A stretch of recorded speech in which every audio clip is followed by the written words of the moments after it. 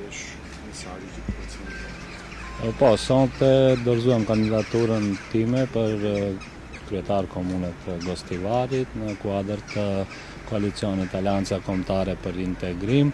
Mesazhi jonë është që urojmë që të ketë zgjedhje fair, demokratike, gjithçka të kalon në rregull dhe shpresoj që këtë herë më në Gostivar do të kemi një kryetar të përzgjedhur. Çfarë kampanje do të zhvilloni kësaj rate edhe a prisni ta përsërisni rezultatin apo?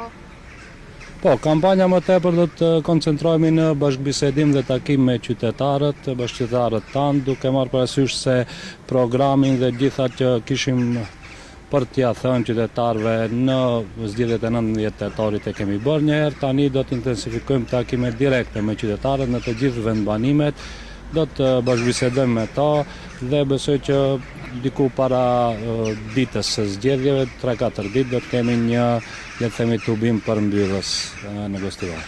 Si përndani çështën që oponentët politik akoma s'kan kandidaturën në Gostivar?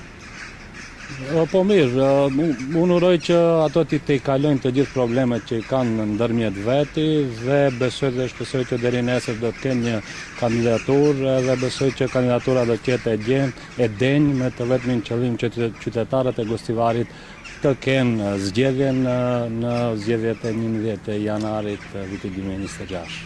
Çfarë prisni?